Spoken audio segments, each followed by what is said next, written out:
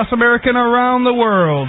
You're listening to America's #1 program for veterans, Veterans Radio. And now, live from the studios of WDEO in Ann Arbor, Michigan, here's your host for today's program, former CB Chulai, 1966 Republic of Vietnam, Gary Lilly. And good morning. I just sit here with a big grin when you're announcing. Matt, you sound like you're at the Palace announcing the basketball players coming on the court. I really enjoy it. It makes me grin every week. Good morning out there, America, and good morning to all our troops spread out across the world, that thin green and blue line that's protecting not just our country, but other countries as well. And to my veteran brothers and sisters, welcome home. And to all those folks in other continents, we're getting your emails, except you people down in Antarctica. You're asleep at the wheel. We want to get an email from somebody down in Antarctica. We've gotten them from every other continent. So this morning on Veterans Radio, we sent out a flyer and we're getting all sorts of responses to it about Operation Ranch Hand and the spraying of Agent Orange.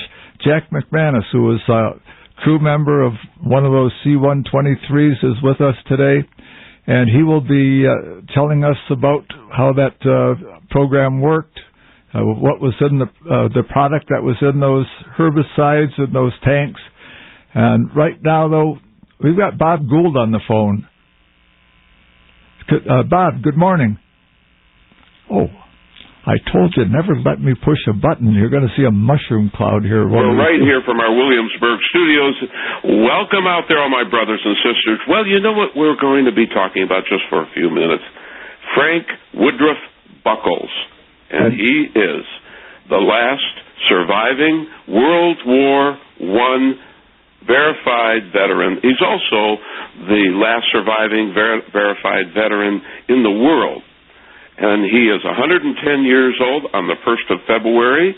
He currently lives in Gap View Farm in Charlestown, West Virginia. My goodness, where would Gap View Farm be, Gary? Never heard of it. I don't sell real estate there. He is a field to jump in here. He's the honorary chairman of the World War I Memorial Foundation. During World War II, Buckles was taken prisoner by the Japanese as a civilian. Really? Mm-hmm. I didn't realize that. Quite the man. Once again, it's February 110.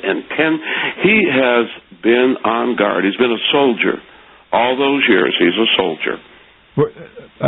Tell me about a little bit about what did he do in World War I? What was his job? Well, he was working with the 1st Fort Riley Casual Detachment. And what he did, he drove ambulance and motorcycles. Oh, that must have been cool. Oh.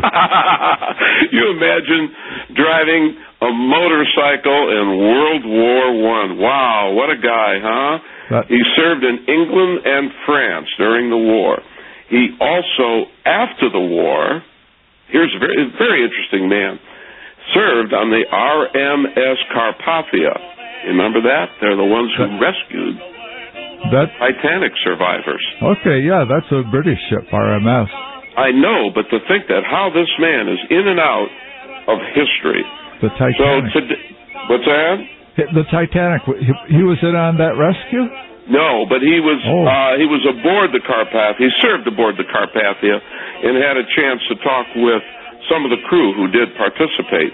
The point I'm making out is this man has led quite a life. I'd like to quote something here, and I know we're going to take a few moments here, but the man has been on guard for a long time, military. He says, I was just 16 and didn't look a day older. I confess to you that I lied more than one recruiter. I gave them my solemn word that I was 18, but I had left my birth certificate back home in the family Bible. They'd take one look at me and laugh and tell me to go home before my mother noticed I was gone. So somehow I got the idea that telling even a bigger whopper was the way to go.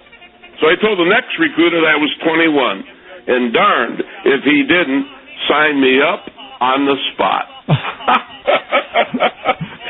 Isn't that great? A bigger lie works. Oh, yeah. And I want to tell all our listeners, you can go to the U.S. Library of Congress and go to Buckles, Frank Buckles, for the Veterans History Project, and his audio. There's a 148-minute video interview of his life.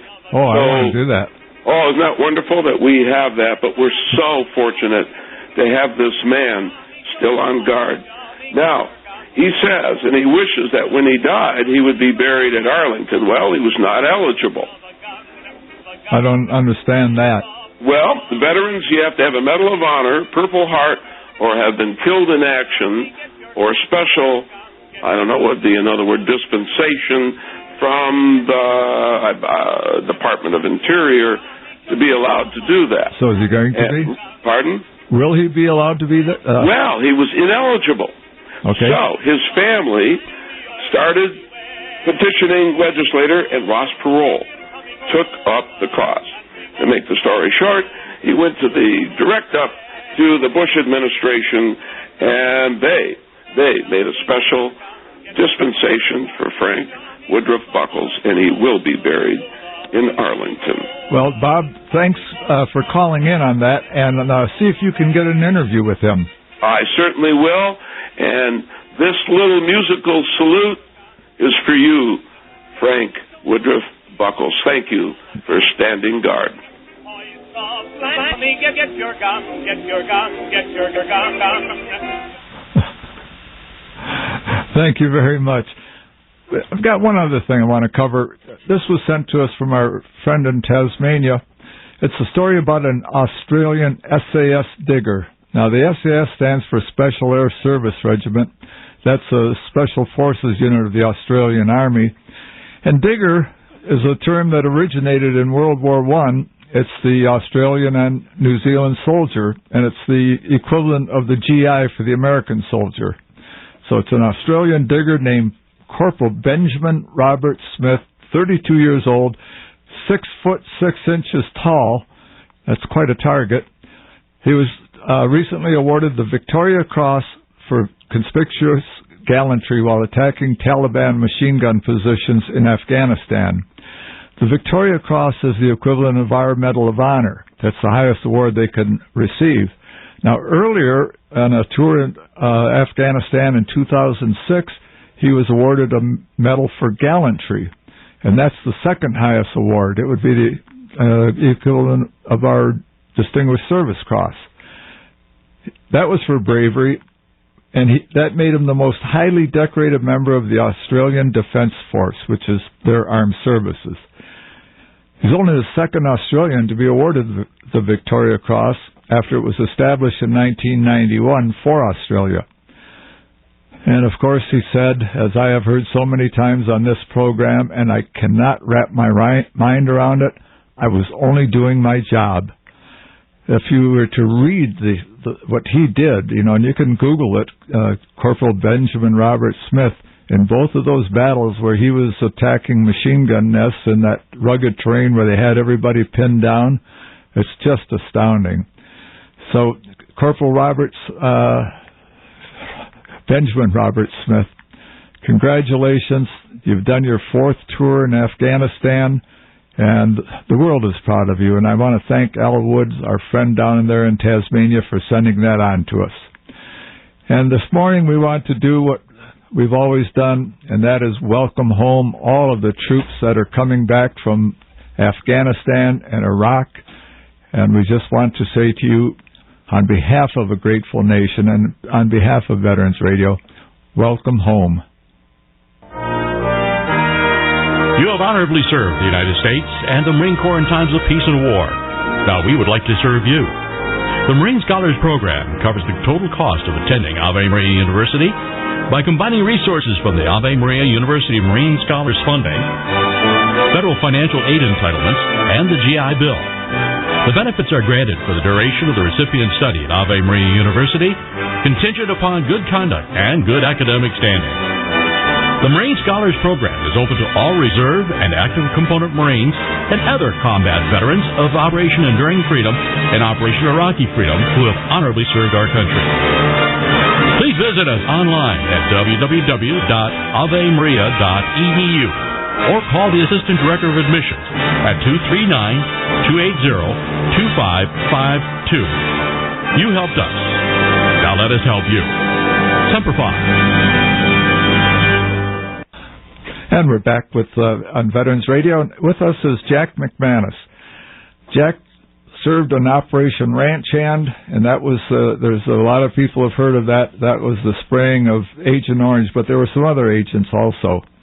He was a crew member on a C-123. If you're looking, you can see a model of that, hand carved by a friend of his out of mahogany and painted with the colors, the camouflage colors.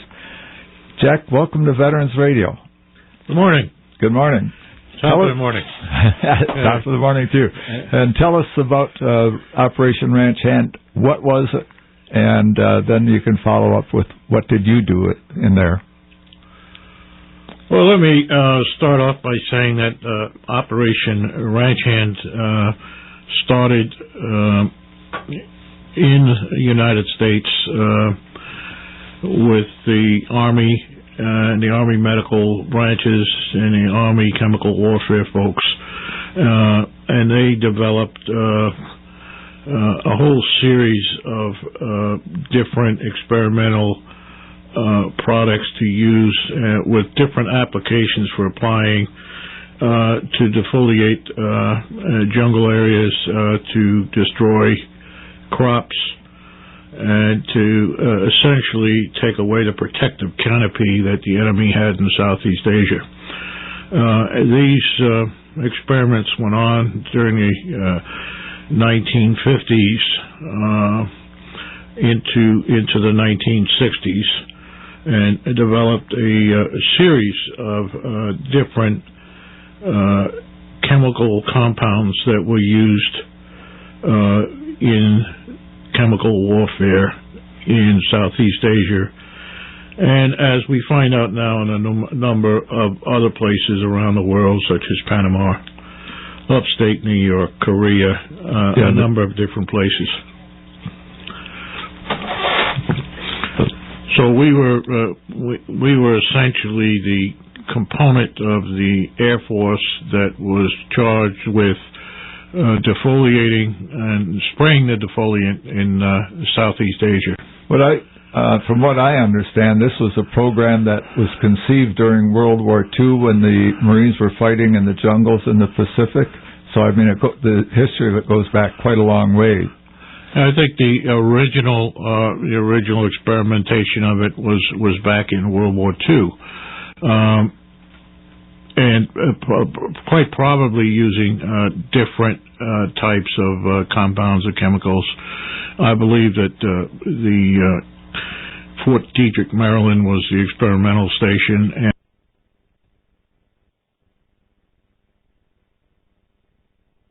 and I believe they continued various experiments there from World War II all the way through Vietnam. And it was President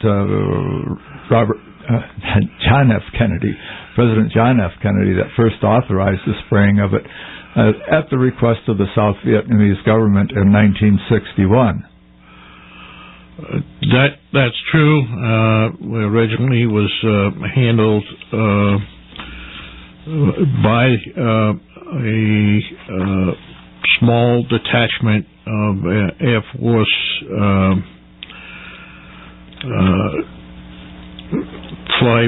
flight aircraft based out of Tonsanut and outside of Saigon. And, of course, it grew much greater operation during the years that we were there, and they were hitting all over the South Vietnam. What was your job, Jack? Well, I was known as a crew chief. We were responsible for maintaining the aircraft, maintaining the spray systems, loading the aircraft with both fuel and herbicides, and in several instances operating the spray controls on the aircraft when they went on spray missions. That was a more specialized operation, and those folks were known as flight mechanics or flight engineers. The makeup of the crews that would go out on missions were essentially a pilot, a co-pilot, and a flight engineer. On the lead aircraft, they would have a flight navigator, and sometimes on some of the larger flights, you'd have two navigators on a flight. If you had a flight going out with 12 birds, you might have two navigators. I've never seen a picture with 12 of the planes. They would fly and spray a column or swath 80 yards wide by about 10 miles long. Is that correct? I was doing a little research on it. Yeah, to be honest with you, they could. The spray could be controlled by the settings of the nozzles, and for the density of the spray that would come out of the booms. The aircraft had two booms, one on each wingtip, and then it had a rear boom out off the back cargo hatch that sprayed through what would have been the center of the aircraft. Now this defoliant was used on farms back here in the States. What's the difference between using it on the farms here and using it over there? Was it the difference in application, or? Well, to be honest with you, it was not in the format of Agent Orange. It was not used on farms in the United States, to my knowledge. Okay. It was a consolidation of different herbicides that were blended to create the various agents. All right. Now, some of the compounds that were used to blend were agents that or compounds that were used by farms and by landscape people and vegetation control people in the United States, and they were commonly available over the shelf. They still are, aren't they? 2,4-D. 2,4-D is to my knowledge still available over the shelf.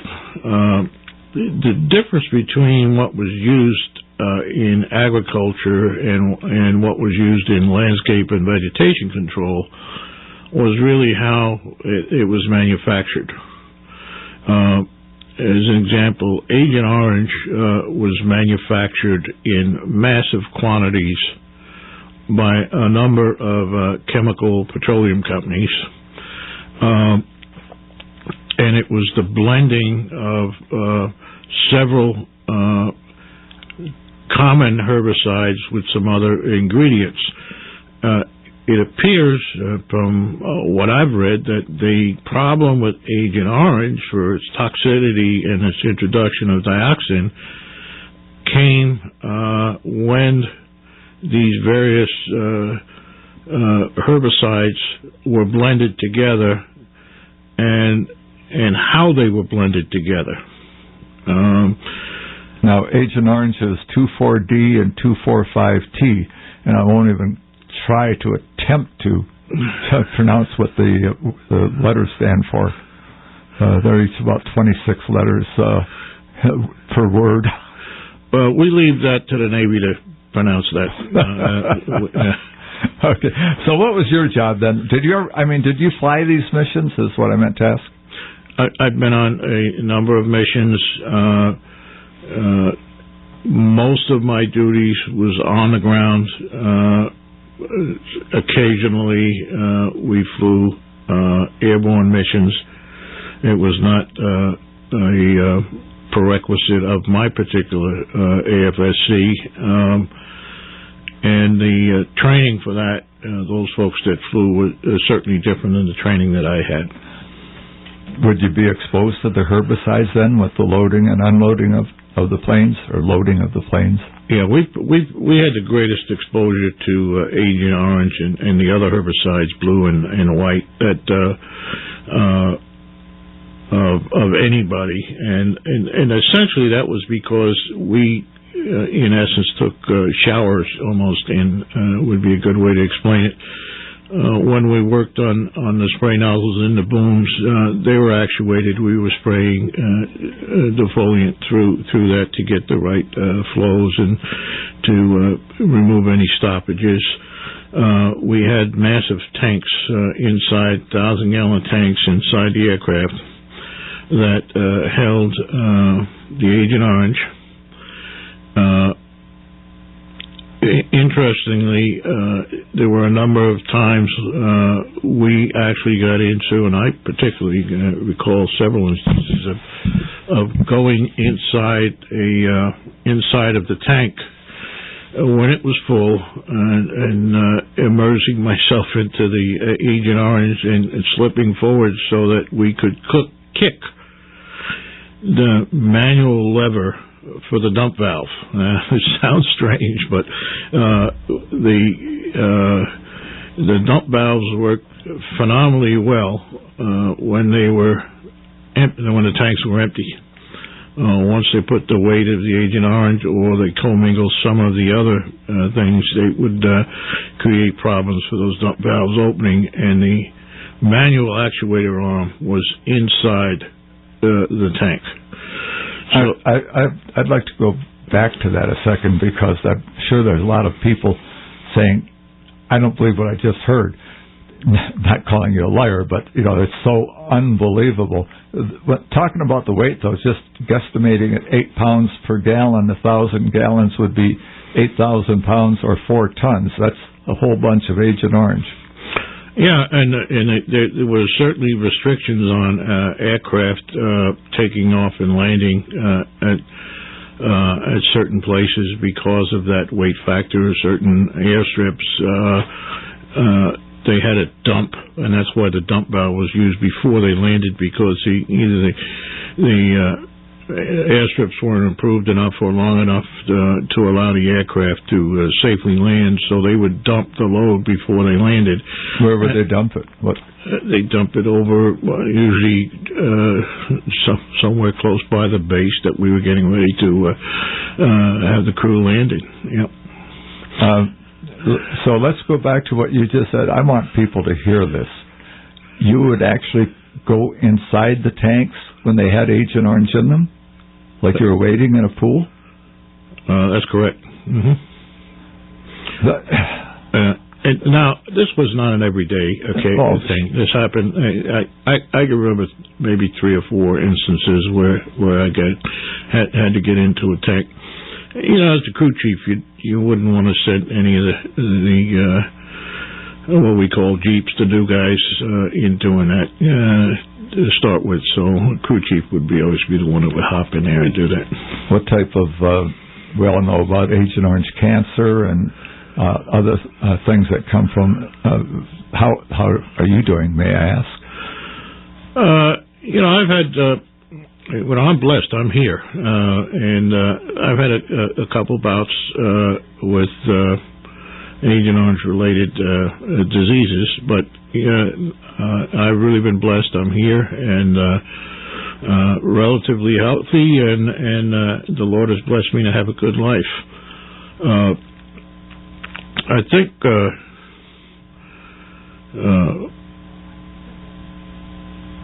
one of the really important things that came out of the ranch hand Agent Orange health study that was done by the Air Force in the 80s and 90s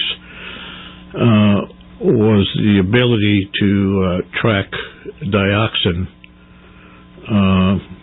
in your system, and to determine how long it stayed in your system and what the half-lives were and things like that. And I think that was the first study that gave them a comprehensive knowledge of how long these toxins would stay in your body. I want to come back to that in the second half. We've got about 3.5 minutes left in this segment. Going back to when it was any of that, some of our Navy people have been picked up Agent Orange type cancer. How would a Navy ship or whatever crew member get Agent Orange exposure? Well, Are you talking about the Blue Water Navy, the folks out off the coast? Off the coast, Blue Water Navy. There were occasions, probably none of which are documented, that ranch hand would have a mission aborted, or would have something happen where they would have Agent Orange on board and have to get rid of it before they came back in and landed. And that was, I believe, primarily when they were in detachments along the coast, Phan Rang, Nha Trang, those places where they would fly in and out of on Cam Bay. On sporadic times, they weren't based there, but they would use that for launching and landing, and refueling and refilling the herbicides. But on the way back, they would fly down the coast of Vietnam, and there was great inter-service rivalry going on between the different military units, and it is well known by the folks in Ranch Hand that there were more than one ship that was soaked out in Agent Orange by having a ranch hand fly over and open the dump valves, and just happened to dump on Navy ships at the time. I've heard a number of stories from Navy crewmen who explained that and said that happened. Nobody wants to admit it, but they were out there having to use big fire hoses or whatnot to wash down the decks, and they knew exactly what Agent Orange was, its viscosity and its color. This was kind of a boys will be boys. We were told it wouldn't hurt us, and so let's play a joke on the Navy. Is that what we're talking about?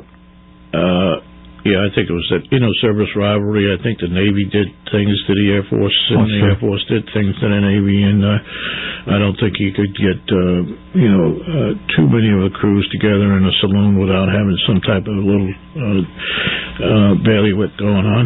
Donnie Brook. I was in training to go to Vietnam as a Seabee, and Agent Orange was explained to us and what it would do and how it would clear the jungles and make it safer for our troops. And I asked, well, if it'll do that to trees, what will it do to us? And the instructor, the chief, whatever he was, said, well, it wouldn't do anything to you. Our government wouldn't do anything that would hurt our own soldiers. And everybody looked at me and laughed, and I thought, I guess that's true. The government wouldn't do anything that would hurt us. And so very few people that were in Vietnam at that time knew that there was any danger to Agent Orange. We're talking to Jack McManus, who was a crew member on Operation Ranch Hand. That was the spraying of defoliants in Vietnam. We'll be back right after this message. The Medal of Honor is the highest award for valor in combat given a member of the Armed Forces of the United States. There have been over 3,400 recipients of the nation's highest award. This is one of them. Lance Corporal Roy Wheat threw himself on an anti-personnel mine to save his fellow Marines. Details after this. Wheat and two other Marines were assigned the mission of providing security for a Navy construction battalion crane and crew operating along Liberty Road in the Quang Nam province. After the Marines had set up security positions in a tree line adjacent to the work site, Wheat reconnoitered the area to the rear of their location for the possible presence of guerrillas. He then returned to within 10 feet of their friendly position and here, unintentionally, triggered a well-concealed, bounding-type anti-personnel mine. Immediately, a hissing sound was heard which was identified by the three Marines as that of a burning time fuse. Shouting a warning to his comrades, Wheat, in a valiant act of heroism, hurled himself upon the mine, absorbing the tremendous impact of the explosion with his body. The Medal of Honor series is a production of Veterans Radio. And we're back. We're talking to Jack McManus about Agent Orange, Operation Ranch Hand, and I had told the story about being told that the government wouldn't hurt us, and Jack has talked about climbing inside the tanks that were filled with Agent Orange as if wading into a deep pool to kick a valve loose. Somebody had to know something about what was going on with Agent Orange. Who knew? Tell us about that, Jack. Well, subsequent to the end of the Vietnam War, there was a great deal of secrecy put around the whole Agent Orange herbicide warfare in Vietnam, so it became very difficult to find information. But it was very apparent that there were veterans that served in Vietnam were coming down with a disproportionately larger amount of certain diseases that essentially the commonality that the veterans had was exposure to Agent Orange.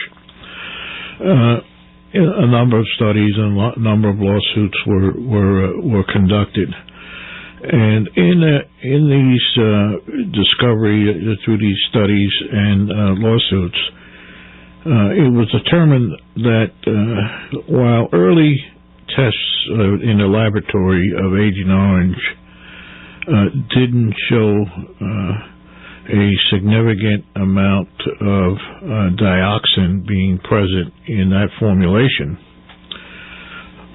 later tests of when the large quantities of Agent Orange were being manufactured throughout the United States, that dioxin did become very present in the tests that were done. Gary, you have to remember that back when this was done, this was really viewed as a life-saving measure. I remember that, yeah, very well. And so the Department of Defense was really using high amounts of dioxin of herbicides that had not previously been manufactured across the country, and through their various contracting processes and the subcontracting processes, they gave this out to a number of chemical companies, and they said, we need you to accelerate the production of these chemical compounds so that we can use them in Southeast Asia. And I believe when they accelerated the production is when they started the introduction of dioxin into the herbicides. And the Agent Orange, as it was early compounded, was compounded and blended. Readily available other compounds were blended, and they were blended very slowly over time at a low heat. As the demand really built up for herbicides to come out to the war theater, the chemical companies, or some of the chemical companies, changed the blending method, and they started mixing the chemicals very quickly at a high heat. And my understanding, I'm not a scientist, but from what I hear from the experts, is that the blending of these herbicides at the high heat was what created the dioxin within the compound. And that would kind of seem logical going along with dioxin. You find dioxin often present in incinerators and in various types of high heat situations and developing of plasma type materials. So I think that the initial thoughts of the scientists were that Agent Orange was not going to be harmful to humans. I got sprayed with it at a place called Hill 35. My squad was out there building a camp for the headquarters of the 5th Marine Battalion.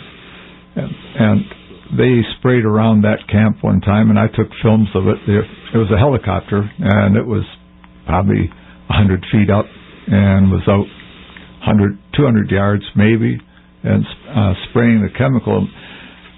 Didn't think anything of it later on, a few days later, I came down. I was so sick, I had to be lifted in and out of a bunk. And to try to get to sick bay, I would take about 6 steps, shuffling about the length of your foot, and about every 6 steps I'd have to stop and pant for breath. I had such chest constrictions. And the doctor said, well, we got jungle diseases over here we know nothing about. And people would ask me, were you ever exposed to Agent Orange? Yes. Did you ever have any effect? No. And then it was picking up a book called Waiting for an Army to Die. I started reading that. I never could finish it. I got about a third of the way through. My blood pressure and anger was getting too high. I found out that the symptoms I had were exposure to Agent Orange symptoms, very high doses. And some of the guys in the squad, one of them who died about 4 years ago with bad heart and systemic heart disease is one of the things that is coming out of Agent Orange studies. I saw the symptoms on the other guys, and it was all Agent Orange symptoms. We all thought it was jungle disease. So we did not know. And when they first started coming out in the papers about Agent Orange and people saying we got to stop using Agent Orange, the protests were going on for so long. I just thought it was another thing of the protesters, and I just fluffed it off, When was it that you began to realize what you had been exposed to, and knowing that you'd climbed in these tanks full of Agent Orange and that you had probably gotten sprayed with it when you're loading the planes and whatever? When was it that it first began to sink in or realize, or you became educated enough to know that you had some potential problems?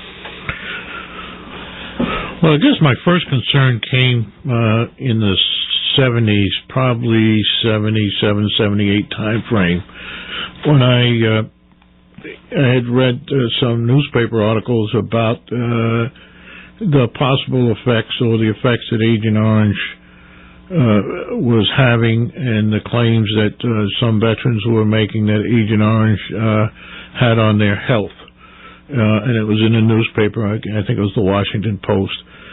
And I wrote to the Veterans Administration and explained to them that I'd been exposed to Agent Orange, that I'd worked with it in Vietnam, and I wasn't aware that there was anything wrong with me at the time, but did I need to be tested, or was there anything? And they sent back a letter to me telling me no, there was no definition of any problem or diseases related to Agent Orange or what in Vietnam.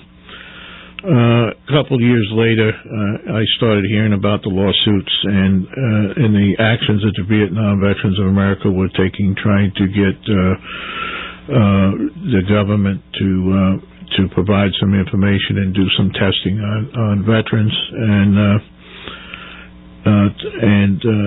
that became sort of my crusade at that point, I guess, to say that over the years I've been actively involved and supported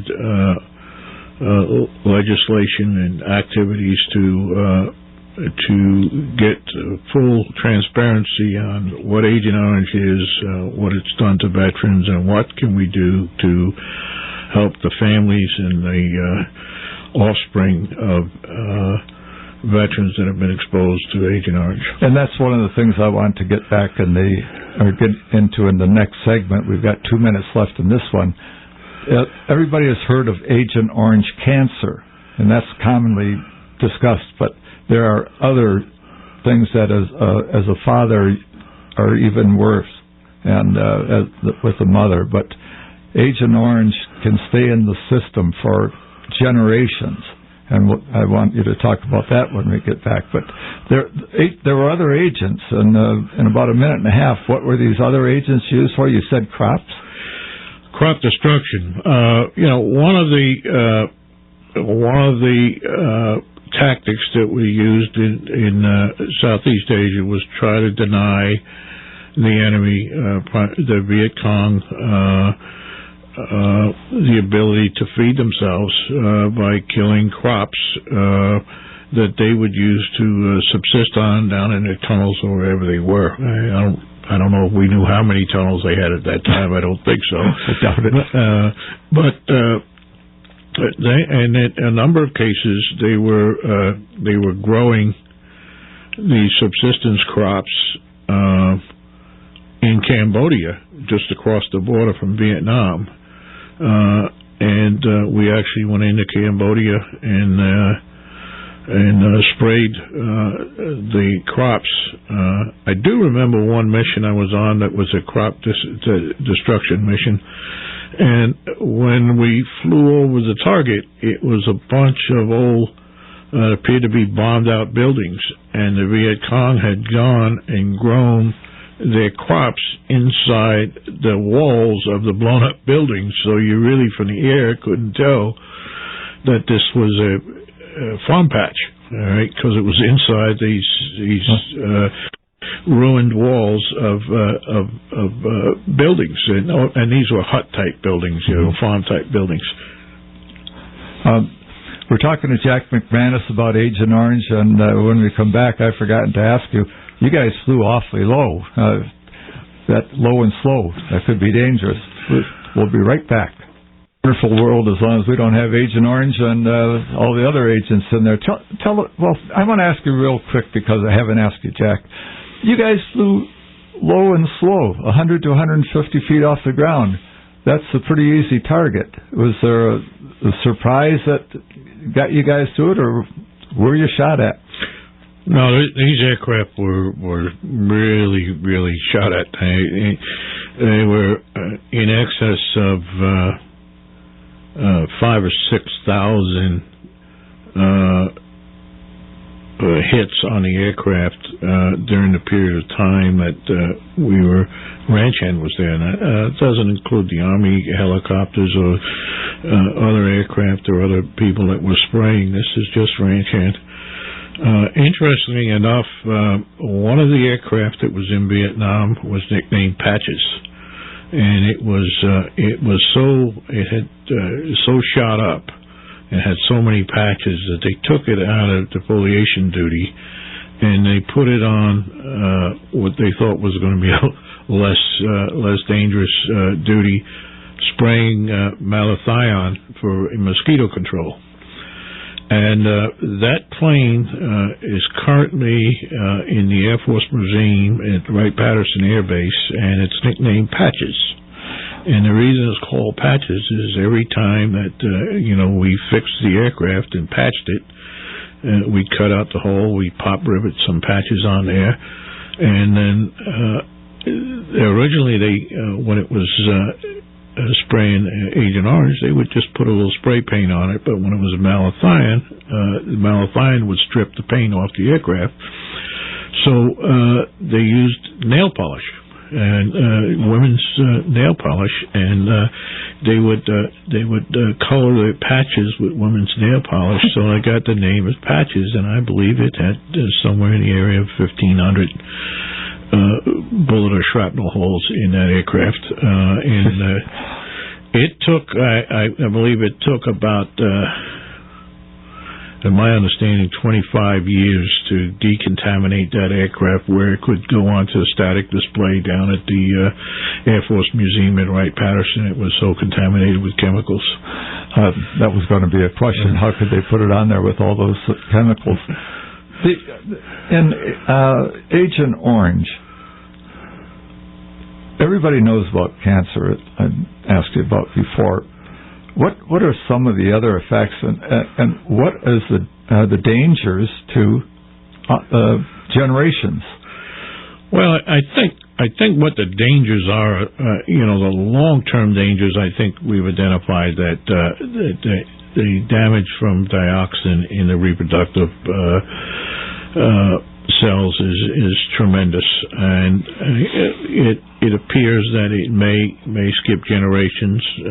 We just don't know all of that. We've heard different studies say different things, but there are a number of things from spina bifida to various cancers and other birth defects that are attributable to the dioxin exposure through Agent Orange through the grandparents. So it apparently, there's a lot of work yet to be done on this. The government, for the first time ever, has allowed disability to the offspring of veterans for medical care and with some of the children's diseases that have been identified and proved. That's the first time ever that anybody other than a veteran has gotten care from the government, particularly the offspring. So, but I think that's for history to write where the extent of the damage from dioxin is going to be. I always research for a program, and of course I got on the internet last night, Googled ranch hand and Agent Orange, and the real laboratory is Vietnam. And in those, I'll show photographs here like people are watching on webcam, but some of those photographs were so horrible and so terrible, I wasn't ready for them. Of the births in Vietnam and of there's a lot of miscarriages as a result of it. And if anybody wants to do it on their own, just go to the internet and Google ranch hand and Agent Orange. You'll come up with some photographs that you may wish you hadn't looked at later on. It was a terrible thing. Yeah, the environmental damage to Vietnam is going to go on for many generations based upon, and there are still a number of what are known as hotspots throughout Vietnam where Agent Orange was stored, or Agent Orange was maintained in large bulk quantities and really got into the soil. And that's around Benoit Air Base, around Phan Rang, around Cam Bay, around Da Nang, I think Don Ha. There are a number of places where the Agent Orange was stored, and it dripped out of the barrels or was dumped there. And quite candidly, we were told that this was harmless stuff, it wasn't going to hurt you, and it was disposed in what today would be considered totally unlawful ways of disposing it. So yeah, that stuff's there, and it's going to be there for many generations. And in the final minutes, I want to tell the listeners out there that you didn't have to be an Agent Orange sprayer. You didn't have to be one of the troops out in the ground. I understand that it's known at Long Binh, the big base, that Agent Orange was dumped into the water supply, whether it was on purpose or by some of the Vietnamese that worked there on the base, or what why they would do it, I don't know, but I don't think it was anything sabotage or anything of that nature. There's bases here in the United States where the one down in the Panhandle is at the Air Force Base where they practice with it. Mm-hmm. If you're on the DMZ in Korea, upstate New York, Panama, as you mentioned. Yeah, the interesting thing is that when the Vietnam War ceased, I guess we say ceased combat operations, and they moved stuff out. One of the things that Vietnam insisted was that we get the Agent Orange out of Vietnam, and we shipped the Agent Orange what we could, I guess, readily get hold of, many millions of gallons, and moved it to one of the atolls in the Pacific. But they would not allow it back in the United States, which is interesting. All of a sudden, it was persona non grata. You couldn't bring this back in the United States, and the federal government spent many hundreds of millions of dollars developing what they called incinerator ships to burn up these many tens of thousands of gallons of Agent Orange and other chemicals that they were storing offshore. It's questionable whether all that stuff got burned up or how much of it would just sunk or whatever, but it's just tremendous. All of a sudden it became very well known that this was some bad stuff, and nobody wants to touch it. And in our final minute and a half, I do want to bring up that here in the United States, you'll see weed killers that have 2,4-D in them. That's the dioxin. The master gardeners will say every spring, you hear them on the radio, now's the time to go after the crabgrass and make sure that crabgrass killer has 2,4-D in it.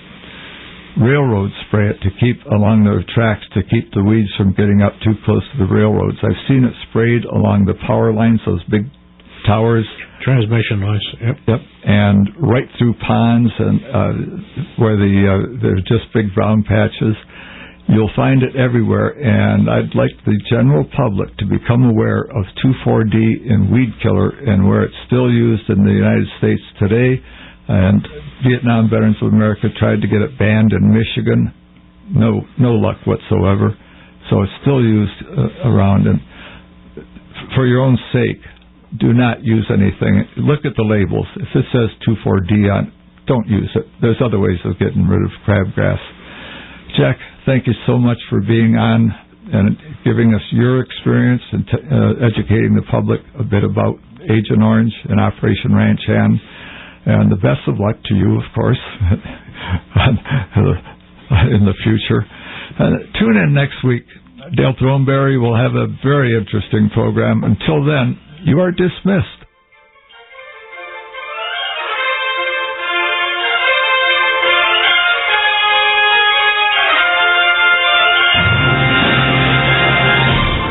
Not all views and opinions expressed on Veterans Radio reflect the views of Veterans Radio or your local station. Veterans Radio is a production of Veterans Radio, LLC.